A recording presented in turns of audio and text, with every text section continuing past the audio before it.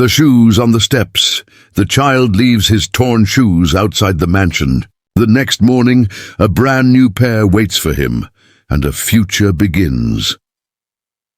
The first snow of December fell like a hush over Northfield, a river town in upstate New York, where the Hudson widened into a sheet of pewter and old brick mills wore frost like lace. It was the kind of evening when porches glowed amber and families drew their curtains against the cold.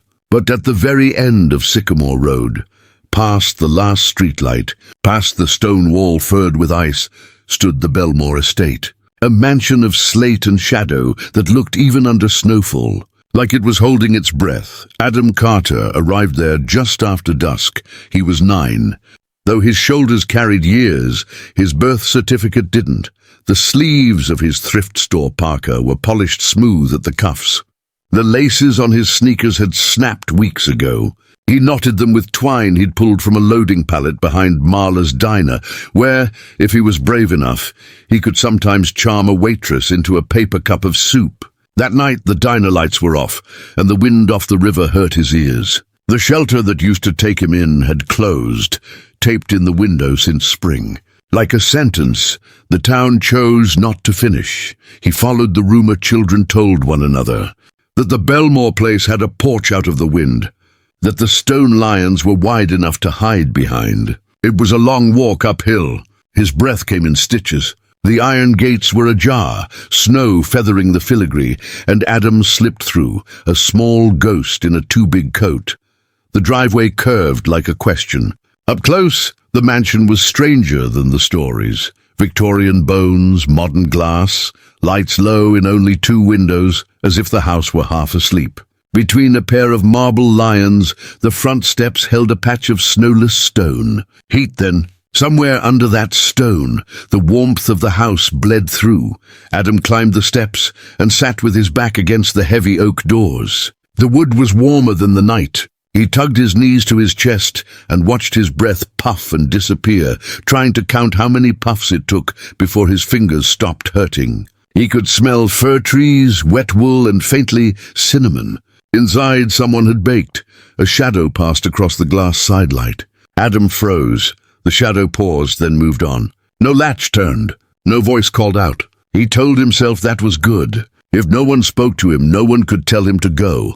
After a long time, when the ache in his toes became a bite, he unlaced his ruined sneakers. The toes were split open, shoe mouths yawning, grey socks peeking out like a secret he'd failed to keep.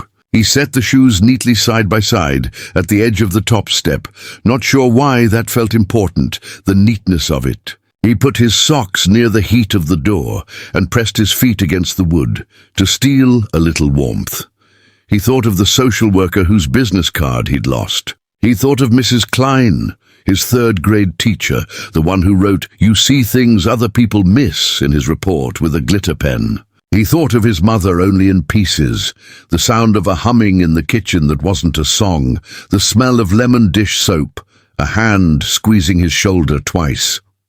"I'm here." The pieces slid around his mind like flakes in a snow globe, never settling. From inside the house came another sound, soft, a pad, pad, pad along the floorboards, and then a sigh. A dog, maybe. Adam liked dogs. They liked him back. He tucked his chin into his collar, told his teeth not to chatter, and tried to sleep. Inside, a man had indeed paused at the sidelight. Richard Bellmore watched the small form at his door with the same stunned wariness he wore when he looked at anything unexpected. He was 53, a man whose money made people think of him long before his grief did. He'd built and sold companies the way other men sold used cars. But loss had rearranged his face. Deeper lines along his mouth, a small flinch at laughter he didn't expect. For 3 winters, he had taken dinner alone at a farm table big enough for 20, because he refused to eat at the small one in the breakfast nook where his wife used to draw snowmen in the condensation, and his daughter used to ask why the moon followed their car. He'd been on his way to the kitchen to fetch tea, cinnamon and orange steeping from the pot that Mrs. Dawes, the housekeeper who came in 3 afternoons a week, left for him with a note. "Drink something warm." He didn't open the door. Not yet. He stood with his hand on the deadbolt, watching a boy set his shoes straight with a care so deliberate it felt like prayer. "Go out there," a voice whispered, the one that sounded like his wife when she was teasing him into kindness. But another voice, colder, said, "You don't know this child. The world is full of stories that end badly. Lock the door. Call someone." He did lock the door. He did not call anyone. He went to the kitchen, opened the drawer where extra mittens lived, the ones the crew used when the greenhouse fans iced over, and found, wrapped in brown paper, a pair of small leather boots he'd ordered on a day he couldn't explain. The way a person might buy a gift for a stranger in an airport and never deliver it. When the boots had arrived, he put them in the drawer and felt both foolish and relieved. Now he carried them back through the hall, set them near the door, and wrote on a place card from a long-ago dinner party. "Come inside. Breakfast is ready, breakfast," he thought, and huffed once in self-mockery. Well, there would be breakfast. He would make it himself. Pancakes, because pancakes made a room smell like you were safe. He watched the boy sleep for a while longer. The snow softened. The night grew clear. Just before dawn, when the world went that particular shade between blue and silver, he opened the door an inch, slid the boots and the note onto the step, and closed it again. He did not sleep after that. At first light, the river threw pale coins of sun against the ice. Birds started their arguments in the cedar hedge. Adam woke to the smallest sound, paper whispering. He sat up, hair stuck in quills, and stared at the boots. Brown leather with a line of bright stitching. Soft lining. Real laces. They looked like something a kid would wear to build a fort and then be told to take off so he didn't track mud into the kitchen. His heart did a strange thing, stumbled, then steadied, like when you miss a stair and catch yourself after. He picked up the note with fingers he tried to make clean against his jeans. "Come inside. Breakfast is ready." He looked at the door, looked at the boots, the door again. He slid his feet into the boots and felt heat in places he'd forgotten could be warm. The bottoms of his toes, the arches, the idea of himself. They fit like someone had measured him in their mind. Adam stood. The mansion didn't look like a fortress now. It looked like a place that had decided after long consideration to say yes. The door opened before he could knock. He saw the man who must be the owner, a tall figure in a grey cardigan, hair still sleep-ruffled, eyes the blue of glass bottles beneath water. The man didn't smile exactly, but his face loosened, and if a face could say, "I'm trying," his did. "Good morning," the man said. His voice was careful, like a person easing a fragile thing into a sink. "I'm Richard," he gestured, not touching toward the boots. "Those look about right."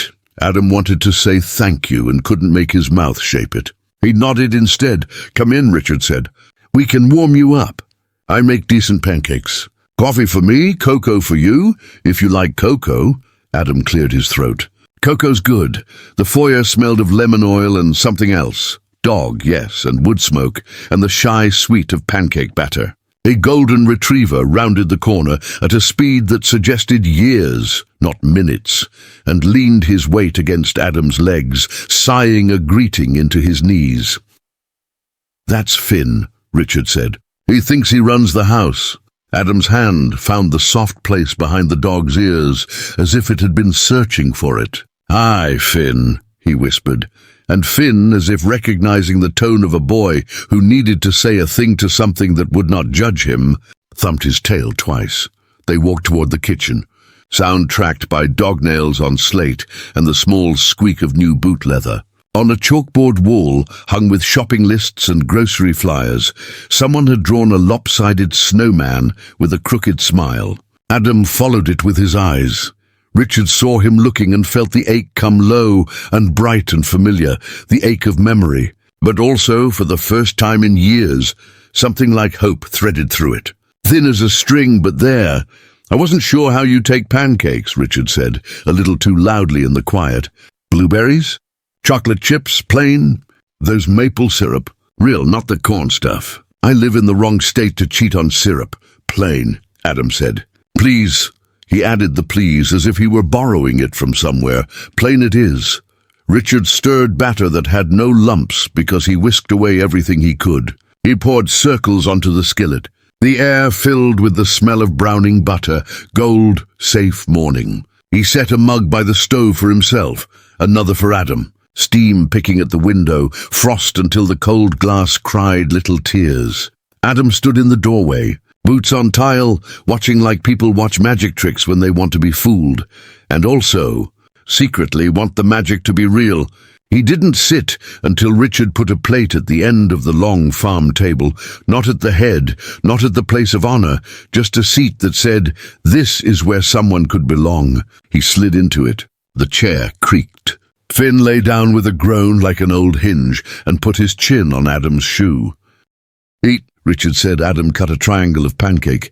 He looked at the fork a moment, as if measuring the distance between who he was on the steps and who he was at a table. He took a bite. Warmth flooded his mouth, then his throat, then that cold, empty place under his ribs where fear slept.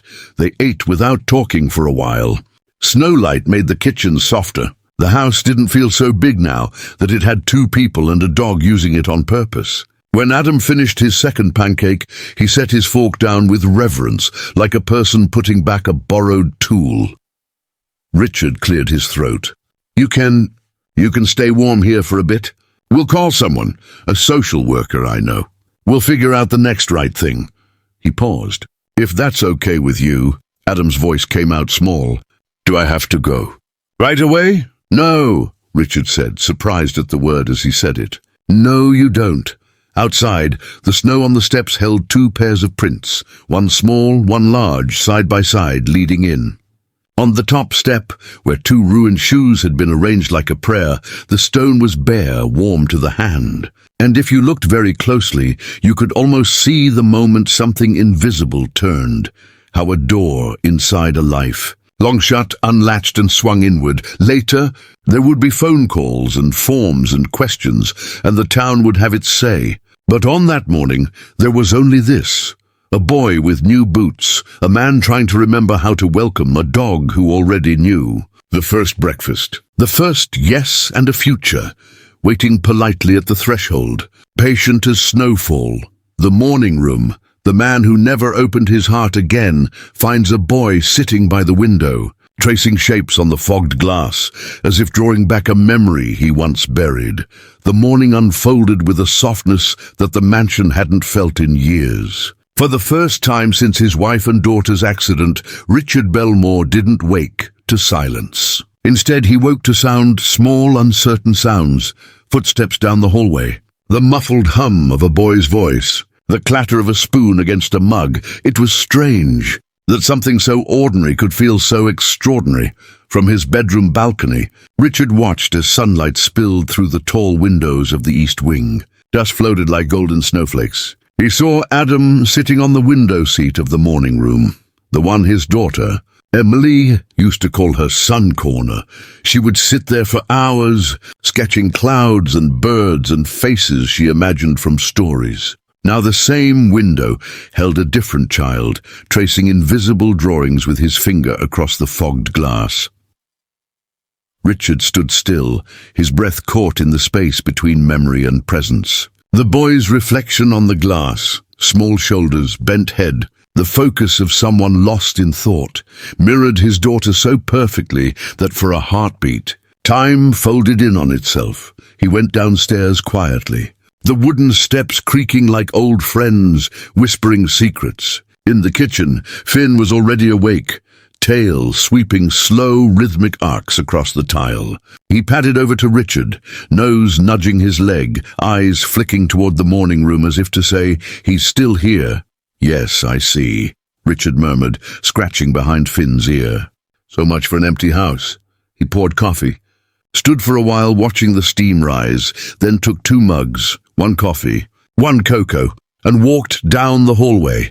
The morning room smelled faintly of pine and lemon polish. The fire in the small marble hearth had burned low, but the embers still glowed. Adam sat with his knees drawn up, a book open on his lap. The title caught Richard's eye, The Wind in the Willows. It had been his daughter's favorite. "Where did you find that?" Richard asked softly. Adam startled, almost dropping the book. "Oh, it was on the shelf. I'm sorry. I didn't mean to." "It's all right. Richard smiled, faint but genuine. That book's been waiting to be read again. He set the mugs down. Hot chocolate, he said. I didn't know how you take it, so I guessed. Extra marshmallows. Adam's eyes flicked toward the mug, then back to Richard. Thank you, he said, voice small but steadier than yesterday. Richard sat in the armchair across from him. For a long moment neither spoke. The fire crackled. Somewhere above, a clock chimed 9. Do you like to read? Richard asked, finally. Adam nodded. At the shelter they had a little library. Not big, but it was quiet there. I liked that. Richard looked at the boy's hands, thin, nervous, the way people's hands get when they've learned too soon that they might be told to leave. You can read anything you find here, he said. The shelves could use some company. Adam hesitated. Why are you being nice to me? The question was a knife wrapped in innocence. Richard blinked. Because someone should be, he said after a moment. Because you looked cold. Because I can. Adam looked down at his hands. Most people don't. Richard took a slow breath. Most people forget how. They sat again in silence, but this time it wasn't uncomfortable. The kind of silence that builds bridges instead of walls. After a while, Richard said, You'll need some new clothes, and we'll call someone from social services this afternoon. Just to make sure we're doing this right. Adam's head jerked up. I don't want to go back, he said quickly. Please, the shelters, they're bad sometimes. I'll work, I'll clean, just please don't make me go. Richard felt the echo of desperation he knew too well. The same tone his daughter used when she was sick, begging him not to leave for business trips. It was the sound of someone who'd been left behind too many times. He set his coffee down and leaned forward. Hey, he said gently, no one's sending you away today. We'll just talk, figure things out, together. Adam stared at him, searching for the lie. When he didn't find it, something eased in his shoulders. Okay, he whispered. Outside, the world was glittering in sunlight, snow melting from the eaves, the trees shedding their white coats. Richard caught a glimpse of their reflections in the window, his silver hair beside Adam's dark curls. Two shapes that didn't match, but somehow belonged in the same frame. By noon, the housekeeper, Mrs. Dawes, arrived. A sturdy woman with kind eyes and the sort of authority that made even the furniture behave. When she saw Adam standing shyly behind the kitchen doorway, she froze, dishcloth in hand. Mr. Bellmore, she said slowly, you've got company. I do, Richard said, setting down his paper. His name's Adam. He'll be staying for a while. Mrs. Dawes glanced at the boy, then at Richard, then back again. Her eyes softened. Well, she said briskly, he'll need lunch then. Something warm? She smiled at Adam. You like grilled cheese? Adam nodded quickly. Yes, ma'am. Good, sit yourself down. And don't you dare call me ma'am again. It makes me feel 100. For the first time since he arrived, Adam laughed, a quiet, uncertain sound that made Finn bark once, as if in applause. Richard watched the scene unfold, Mrs. Dawes bustling between stove and counter, Adam tracing his finger along the wood grain of the table, Finn stationed loyally at his feet, and he felt a strange, unfamiliar ache. Not grief exactly. Something else. Something with edges of hope.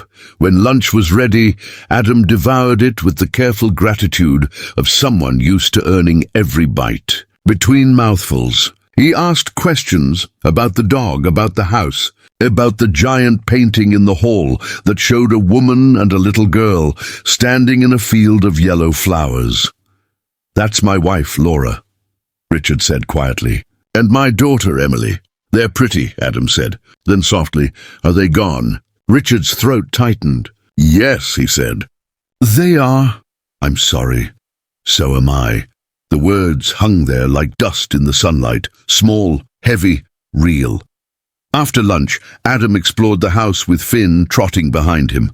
He moved carefully, almost reverently, as if afraid of breaking the silence. In Emily's old room, the curtains still had stars embroidered on them. A tiny telescope sat by the window. He didn't touch anything, but he stood there for a long time, staring at the world outside through the thin veil of dust. When Richard found him there, Adam turned quickly. I didn't mean "It's all right," Richard said again. "She liked visitors," Adam nodded. "I think she'd have liked me." Richard smiled faintly. "I think so too." That evening, after Mrs. Dawes had gone and the fire burned low again, Richard stood at the bottom of the stairs listening. He heard the sound of pages turning. Adam was reading The Wind in the Willows aloud, softly, as if to himself, or perhaps to someone unseen. "There is nothing, absolutely nothing, half so much worth doing as simply messing about in boats," the boy's voice said. Richard leaned against the wall and closed his eyes. For the first time in years, the mansion didn't sound hollow. It sounded like life, and though neither of them knew it yet, that night marked the start of something that would change both their worlds. A second chance, fragile and slow, rising from the ashes of loss like light, returning after a long, merciless winter. The promise of tomorrow. A forgotten man learns to hope again, while a boy who feared the world learns to trust the sound of footsteps returning down the hall. The days that followed were quiet but full, the kind of quiet that healed instead of hurt. For years, the Bellmore mansion had been a house of echoes. Every room carried memories, the faint laughter of a child in the hall, the ghost of a piano note drifting from the parlor, the smell of cookies long gone cold on the counter. But after Adam came, those echoes softened. They were no longer ghosts, just reminders that love had lived here once, and perhaps could again on the third morning. The boys' laughter returned, real, present, alive. It began in the kitchen. Richard had woken early, as usual, out of habit more than rest. The clock read 5:42 a.m. Snow tapped lightly against the window panes. He walked to the kitchen in his robe, intending to brew coffee, but stopped short when he saw the mess on the counter. Flour scattered like fresh snow, eggshells, a half-mixed bowl of batter, and a boy standing on a stool with Finn's nose pressed greedily against his arm. "Adam," Richard said, half stern, half amused. "What are you doing?" Adam turned, guilt flashing in his face. "I was trying to make pancakes," he said, voice trembling between apology and pride. "For you? You made them for me. I thought I could make them back." Richard's mouth twitched. "Is that so?" "I found the recipe book," Adam said quickly. "But the pages were sticky." "That would be my fault," Richard said, chuckling. "Emily used to help me make them. She always added too much syrup." He stepped closer, surveying the chaos. "Well," he said, "looks like we'll both learn something new today, how to clean up a disaster." Adam grinned shyly. "Then we're a team." Richard nodded. A team. They cooked together, awkward at first. Richard cracked eggs with unnecessary precision, while Adam poured milk with the recklessness of youth. The dog sat at their feet, tail wagging like a metronome. When the first pancake came out misshapen but edible, they both stared at it as if it were a masterpiece. Adam took a bite, eyes wide. "It's good," he said through a mouthful. "It's not bad," Richard said, but his smile betrayed him. Something shifted in that kitchen. Small, invisible but profound. For the first time in years, laughter filled the room without feeling borrowed.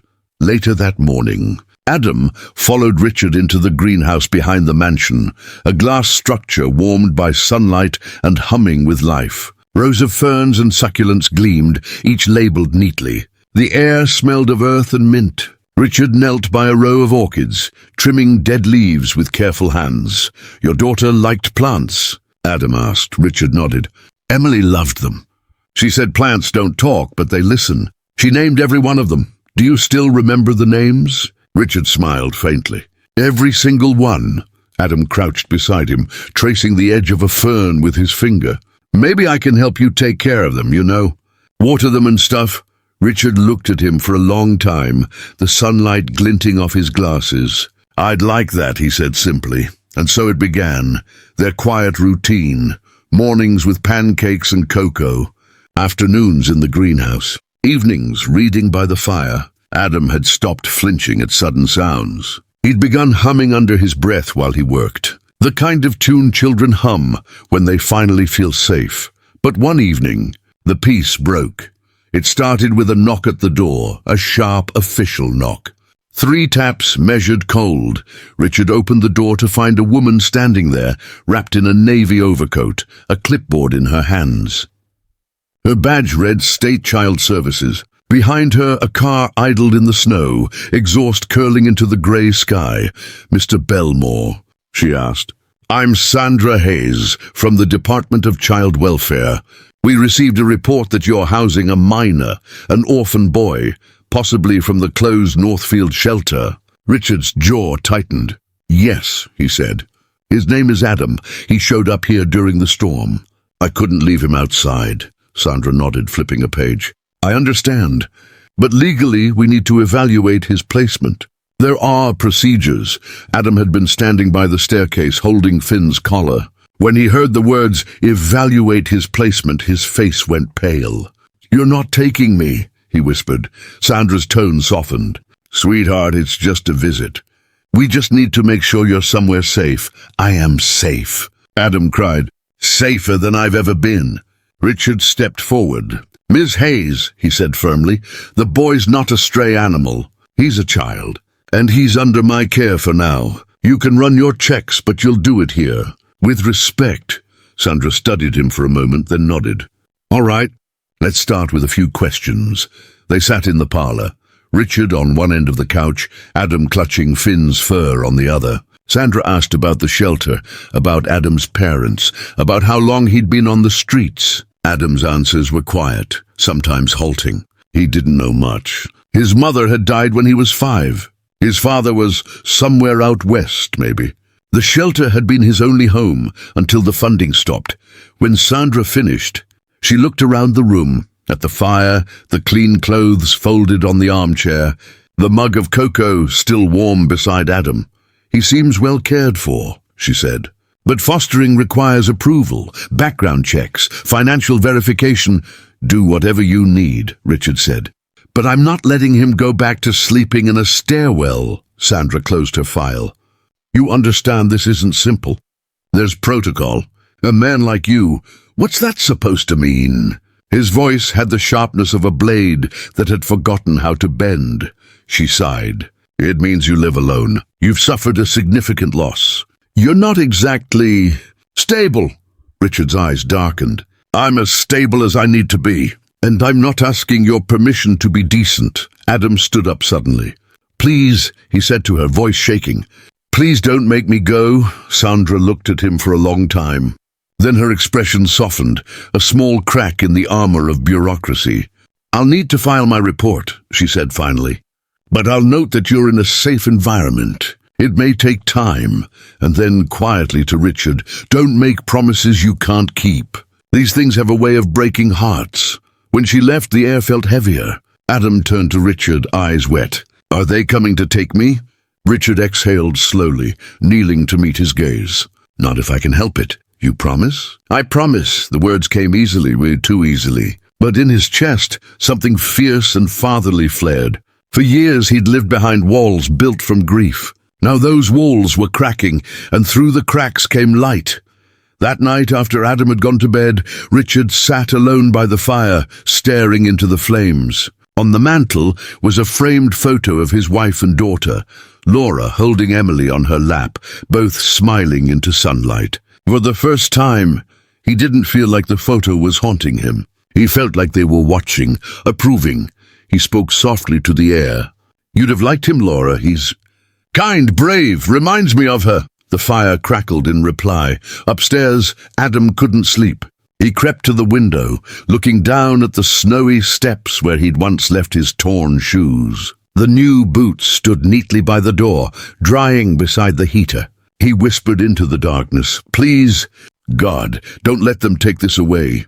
Below, in the flickering firelight, Richard whispered almost the same thing, and somewhere in that vast, quiet house, between the sound of snow and the rhythm of breathing, 2 lost souls found the same prayer. And for the first time in years, both were answered with peace, because that night, though neither knew it, they had already begun to save each other. The test of trust. When the past knocks louder than the present, both the man and the boy must decide, is family what you're born into or what you build with love? Winter deepened over Northfield like a secret. The river froze in long ribbons of grey, and the air smelled faintly of chimney smoke and pine. Inside the Bellmore mansion, however, warmth had returned, not just from the fire, but from laughter, conversation, and the sound of footsteps that no longer feared to echo. It had been almost 3 weeks since the day Adam arrived at the door. The mansion no longer felt like a museum. There were crumbs on the counter, muddy boot prints by the door, a half-finished puzzle spread across the dining table. Even Finn, the golden retriever, had gained a new habit of sleeping in the hallway outside Adam's room. As though standing guard, Richard Bellmore noticed all of it, and he didn't mind. Every morning began the same way now: pancakes, cocoa, conversation. Adam would chatter about the birds he'd seen outside, or the shapes he found in the frost on the windows. Then he'd help Mrs. Dawes sweep the kitchen before running off to the greenhouse to check on his plants. Richard would watch him through the window and feel something he hadn't allowed himself to feel in years: purpose. Yet under that growing sense of peace, an unease began to stir, because happiness, he knew too well, could be fragile, like glass under snow. One cold afternoon, Richard took Adam into town. It was the boy's first real outing since he'd arrived. He wore a thick parka, new gloves, and the same brown boots that had appeared on the mansion steps that first morning. He held Finn's leash proudly, walking half a step ahead of Richard, eyes wide at every passing store window. "Can I ask something?" Adam said as they crossed Main Street, his voice small against the wind. "Of course," said Richard. "Why do people stare at you?" Richard smiled wryly. "They don't stare, they look, but why?" He hesitated. "Because I used to be someone important here. Or maybe because I used to be someone happy." Adam frowned. "You don't look unhappy now." That caught Richard off guard. "No? You smile when you see me and Finn. That means you're okay." Richard chuckled softly. "You're quite the psychologist." "I just notice things," Adam said. "I used to sit outside cafes and watch people. You can tell a lot by who looks up when it starts raining." They stopped in front of a small bakery. The window was fogged, but behind the glass were rows of warm pastries: croissants, rolls, cinnamon swirls. Adam's eyes lit up. "Go on," Richard said, holding open the door. The bell chimed as they entered. Warmth rushed around them, carrying the sweet smell of sugar and butter. A woman behind the counter looked up, middle-aged, friendly, the kind of person who had seen everyone's best and worst days. "Mr. Bellmore," she said. "Haven't seen you in years." Richard nodded. "Hi, Molly." Her eyes fell to Adam. "And who's this handsome young man?" "This is Adam," Richard said, resting a hand on the boy's shoulder. "My guest." Adam's cheeks reddened under the attention. "Hi. Well, Adam," Molly said kindly, "first time here, you get one on the house. That's the rule." Adam looked up at Richard uncertainly. Richard nodded. "Go ahead." Adam chose a chocolate croissant. He took the first bite with reverence, as if he feared it might disappear. Molly smiled at the sight. "Reminds me of your daughter," she said softly to Richard. "Emily loved those." Richard froze for a second. "Yes," he said quietly. "She did." Adam glanced up at him, sensing the shift in tone. He didn't say anything, just reached over and offered half of his pastry. "You can have some," he said simply. Richard looked down, his eyes warming. "Thank you, Adam." Outside, snow began to fall again, soft, slow, forgiving. The following week brought both calm and chaos. Sandra Hayes from Child Services returned, her heels echoing against the marble floor. She looked different this time, less guarded but still formal. "I've reviewed your case, Mr. Bellmore," she said, setting a folder on the kitchen table. "And I'll be honest, it's complicated." "I expected as much," Richard said. "You've passed the background checks. Financially, of course, you're more than capable. But emotional suitability is harder to measure." "Meaning?" "Meaning this house lost a child once. I need to know it won't lose another." Richard's eyes hardened. "You think I'd hurt him?" "No," she said quickly. "But grief changes people. It builds walls. And sometimes those walls keep love out." He didn't answer. He didn't have to. They both knew it was true. She turned to Adam. "And you, sweetheart. Do you like living here?" Adam nodded instantly. "It's home. Do you miss anyone from before?" He hesitated. No, there's no one left. Sandra sighed and closed her folder. All right, she said. I'll recommend temporary guardianship, but the final decision depends on the court. You'll need to come in for a hearing next month. When she left, Adam asked, What's a hearing? It's where people decide things, Richard said, forcing a smile. But don't worry, we'll go together. That night the storm returned. Heavy snow fell in sheets, wind rattling the shutters. The lights flickered twice before steadying. In the living room, Adam sat cross-legged on the rug, colouring a page from an old sketchbook he'd found upstairs. Richard was in his armchair reading. Finn dozed by the fire. The warmth felt almost sacred, like a sanctuary against the dark. Richard, Adam said suddenly, Yes, if they don't let me stay, will you still visit me? Richard set his book down. Adam, you don't have to promise, the boy said quickly. I just want to know if I'll ever see you again. Richard looked into his eyes, those wide, uncertain eyes that carried too much fear for a child. He felt something twist in his chest. You're not going anywhere, he said. Not as long as I can fight for you. You really mean that? I do, Adam hesitated. People used to say that before, he whispered. And then they stopped meaning it. Richard's throat tightened. I'm not those people. Adam nodded slowly, then returned to his drawing, but Richard noticed the tremor in his hands. Later that night, when the house had gone still, Richard walked into the study. On his desk lay a folder he hadn't opened in years, the Bellmore Foundation for Child Development. It had been his wife's dream project before the accident, a charity to support orphans and underprivileged children. He had shut it down the year she died, unable to face the cause that reminded him of what he'd lost. Now, as he flipped through the papers, something stirred within him. Letters from children thanking them for scholarships. Old photos of Laura smiling beside rows of bright-eyed kids. Emily holding a sign that said, Every child deserves a home. He ran his hand over the photo. You were right, he whispered. Every child. In that moment, something inside him broke open, not in pain, but in release. The grief he had locked away for years finally began to thaw. He picked up the phone and made a call. Hello, came Sandra's sleepy voice on the other end. This is Richard Bellmore, he said. I'd like to reopen my foundation. There was a pause. Your foundation? Yes, and I want Adam to be the first child under its care. Sandra exhaled slowly.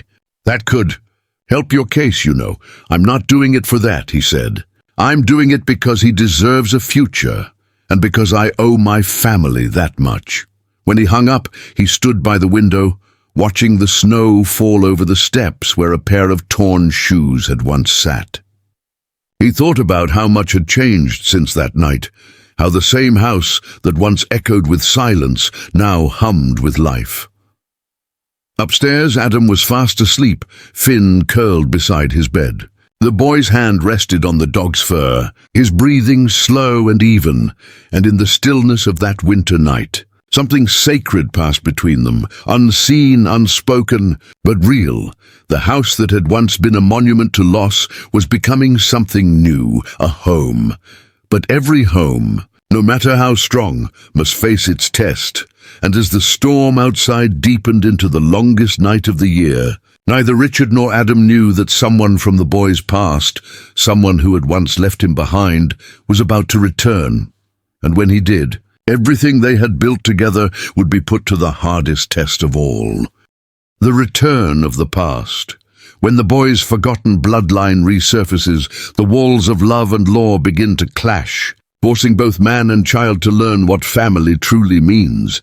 The new year crept into Northfield quietly, carried by the hush of melting snow and the scent of pine. For the first time in years, Richard Bellmore celebrated the changing of the calendar not with solitude and whiskey, but with cocoa, a warm fire, and the laughter of a boy who now felt more like a son than a guest. The mansion had transformed. The grand staircase, once silent, now echoed with footsteps racing toward breakfast. The dining room table, where for years only one plate had been set, now bore two. And on the windowsill of the morning room, Adam's little sketches fluttered in the heat of the radiator, pencil drawings of trees, of Finn, of the house itself. He was leaving his fingerprints on the place, marking it with life, but on the morning of January 5th, the fragile piece shattered. It began with a knock, not the brisk, polite rap of Sandra Hayes from Child Services, but a heavy, impatient pounding that reverberated through the marble foyer. Richard was in his study, reviewing the paperwork to reopen his wife's foundation, when Finn barked sharply. Adam, who had been building a Lego tower by the window, jumped. "I'll get it," Richard said, rising from his chair. He wasn't expecting visitors. When he opened the door, a gust of cold air swept in, and with it, a man. He was tall, broad-shouldered, wearing a workman's jacket and a face hardened by life. His eyes, though, were unmistakable, grey-blue, sharp, familiar. "The same shade as Adam's, Mr. Bellmore," the man said, his tone clipped. "Name's Peter Carter. I'm this boy's father." The words struck like a slap. For a moment, Richard didn't move. His mind raced. The background checks, the files, the stories Adam had told. His father was gone. He didn't know where. That was what the boy had said. That was what Richard had believed. His father. Richard repeated slowly. "That's impossible." Adam said, "I know what he said," the man interrupted. "He thought I was dead. Maybe he wanted to. But I'm not. I've been working construction in Buffalo the past year. When I heard from one of the old shelter workers that my kid was still alive, living here, I came straight down." Behind him, the wind howled. Inside, Adam appeared at the top of the stairs, small and pale, clutching the railing. "Dad!" he whispered. His voice trembled, more confusion than joy. Peter looked up, his jaw softening. "Hey, kiddo?" Adam took a hesitant step down. "You left," he said simply. "You said you'd come back, but you didn't." Peter exhaled, guilt flickering in his eyes. "I know, son. I messed up. I couldn't. I wasn't ready then." Richard stood between them, a silent storm brewing behind his calm expression. "You can't just walk in here and—" "I'm not here to cause trouble," Peter said, raising his hands. "But he's my boy. He got rights, right?" Richard's tone turned icy. "You lost those the day you left him on the street." Peter's eyes narrowed. "You think giving him fancy boots and a bed makes you his father?" Richard took a step forward. "No, love does."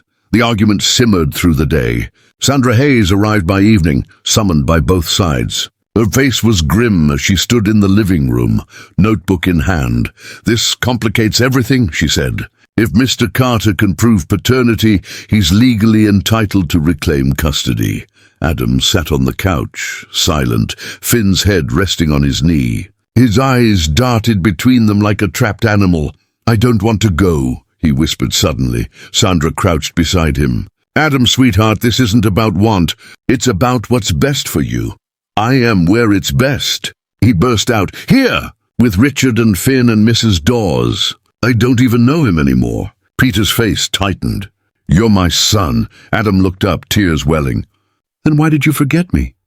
The room fell silent. The only sound was the faint crackle of the fire.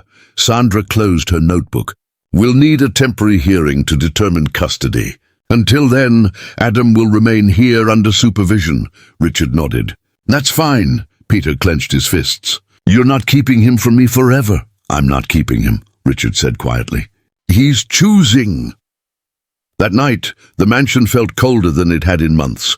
Richard sat by the window in his study, staring out at the snow. The steps outside, where Adam had once left his torn shoes, were now dusted with a new layer of white. The boy's boots stood by the door again, drying. It felt like a cruel echo of that first night, a circle threatening to close. He heard a soft knock on the door. "Come in," he said. Adam stepped in, wearing his pajamas, holding something in his hands, a folded drawing. "I made this," he said quietly. "It's us." He unfolded it. The pencil sketch showed a big house, a dog, and two stick figures, one tall, one small. Above them, Adam had written in crooked letters, "Me and Mr. Bellmore." Richard swallowed hard. "It's beautiful." Adam hesitated. "If I have to go with him, can you keep it?" Richard's throat closed. "Adam, I'm scared," the boy said, voice breaking. What if he's still the same?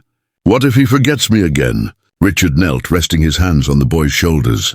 Listen to me, he said softly. You don't belong to the past, Adam. You belong to the people who show up, who stay.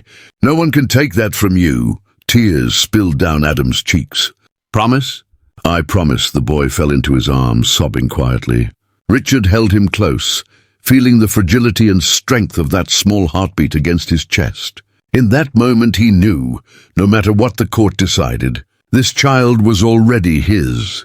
The custody hearing came 2 weeks later, a grey January morning. Sky heavy with snow, the courtroom smelled of old paper and disinfectant. Adam sat between Richard and Sandra, clutching Finn's leash. Peter stood on the opposite side, looking nervous but determined. The judge, a woman with kind eyes but a tired expression, reviewed the documents before her. Mr. Carter, she said, you've confirmed paternity. However, records show you abandoned your son for over 2 years without contact. Peter shifted. I didn't have the means. I was in a bad place.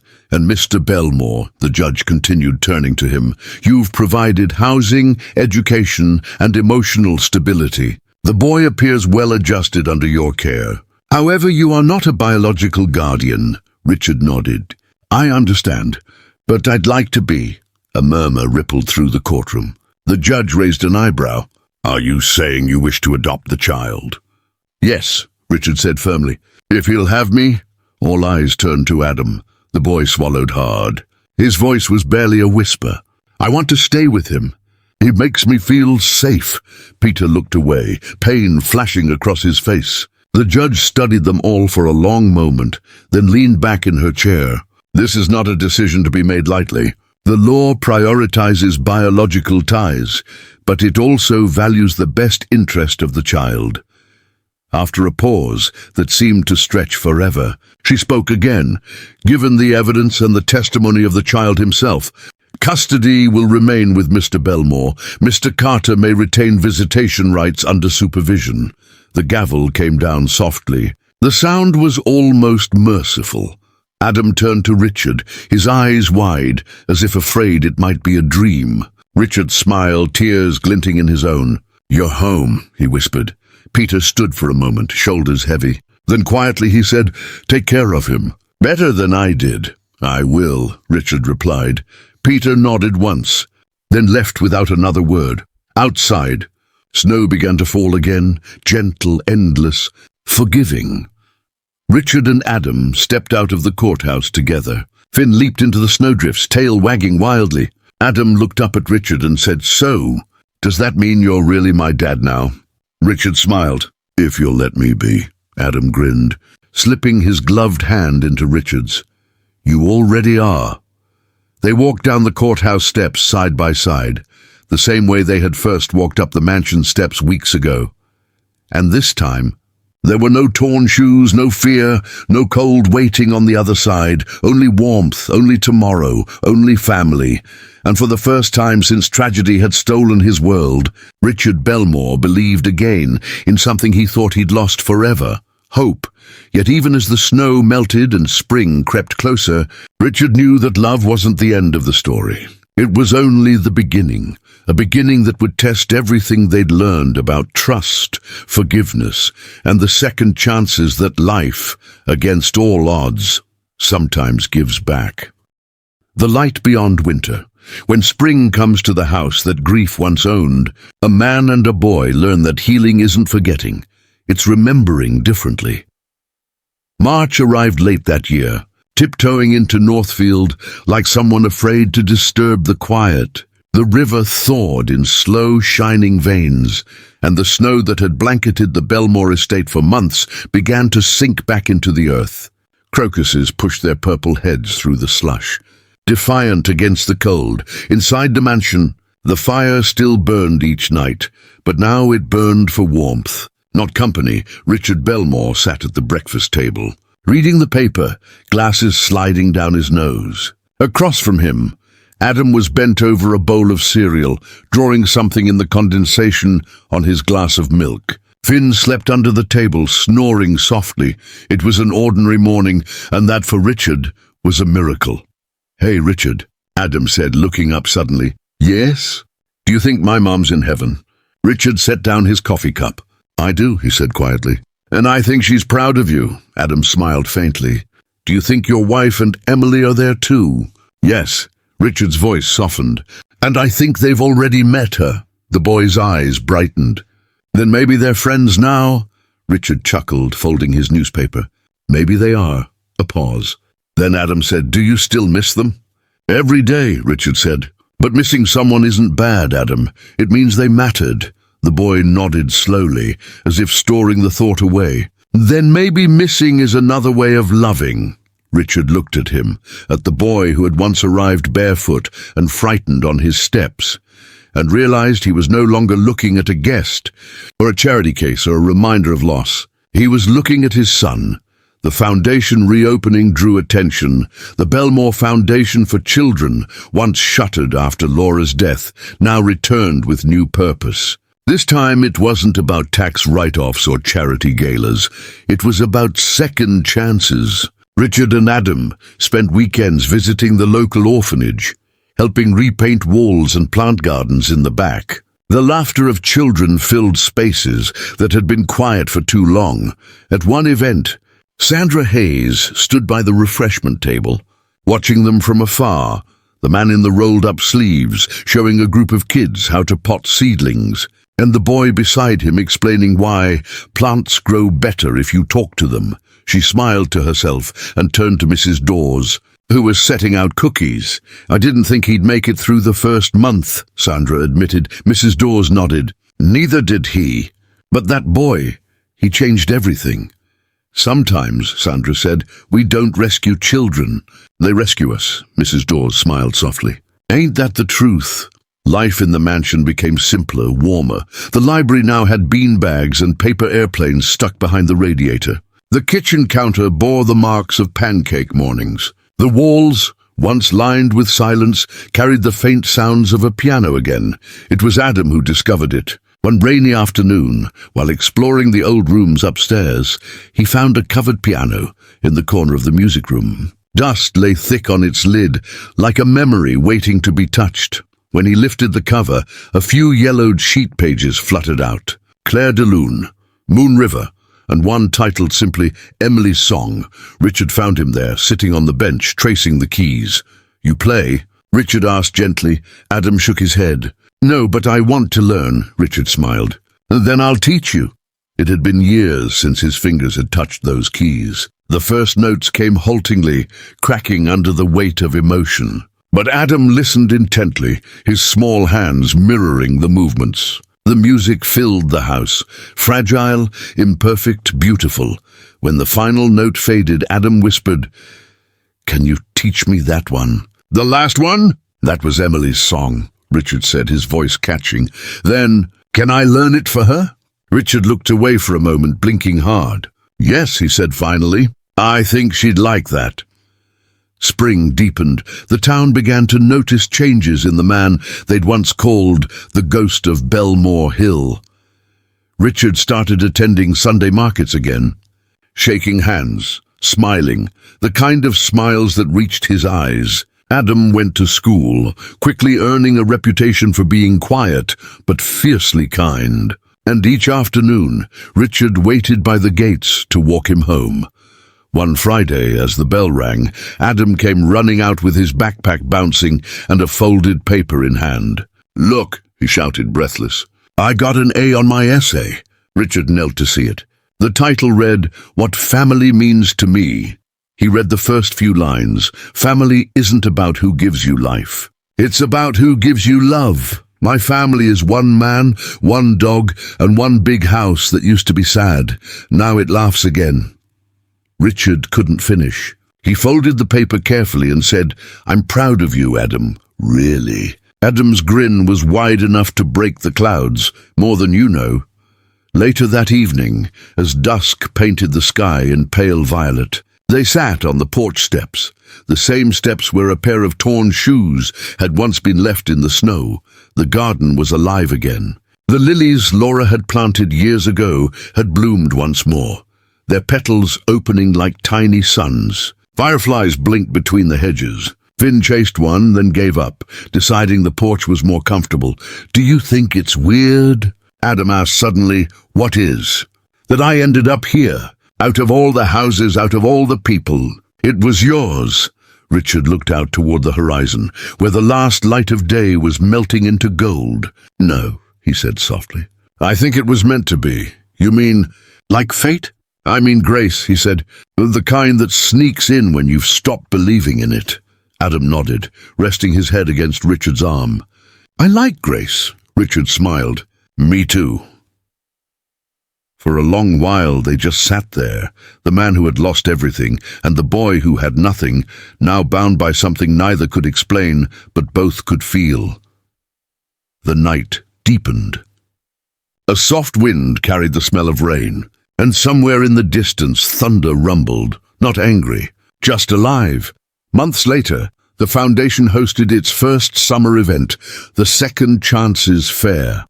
Children from foster homes across the county came to play, paint and eat ice cream under the white tents on the lawn. Richard stood on the small outdoor stage, Adam beside him, microphone in hand. 3 months ago, Richard began, his voice steady, "I thought this house would stay quiet forever. I thought life had given me all it could and taken the rest. Then one night a boy left his torn shoes outside my door, and in that moment everything changed." He turned to Adam, smiling. "He came looking for warmth. What he didn't know is that he brought it with him." The crowd fell silent. A few adults wiped their eyes. Richard continued, "We talk about giving children second chances, but sometimes they're the ones who give us second chances. This foundation isn't about charity. It's about love finding its way home." When the applause rose, Adam looked up at him with shining eyes. "That was perfect," he whispered. "So were you," Richard said, placing a hand on his shoulder. That evening, after everyone had gone, the lawn was littered with paper cups and laughter still hanging in the air. The sun dipped low, setting the sky on fire. Adam ran barefoot through the grass, chasing fireflies. Richard watched from the steps, his heart full. Then Adam stopped, turned, and shouted, "Come on, Dad! You're missing it!" The word hit Richard like a wave. Dad. Not Mr. Bellmore, not Sir, not Richard, just Dad. He stood slowly, smiling through the blur of tears, and walked down the steps toward the boy who had given him back his world. When he reached him, Adam caught a firefly in his hands and held it up, the tiny glow flickering between their faces. "See?" Adam said softly. "Even the smallest light can make the dark less scary." Richard nodded, voice thick. "Yes, it can." And as they stood there in the last breath of twilight, the man who had learned to love again and the boy who had learned to trust, the firefly drifted upward, glowing brighter against the coming night. From that day on, neighbors often spoke of the mansion on Bellmore Hill, how it no longer looked lonely, how laughter now spilled through its windows, how sometimes, if you passed by at dusk, you could hear piano music drifting through the open air. They said it was haunted once, but not anymore, because the ghosts had found peace, because a boy with torn shoes had found a home, and because, in the house where grief once lived, love had finally come back to stay.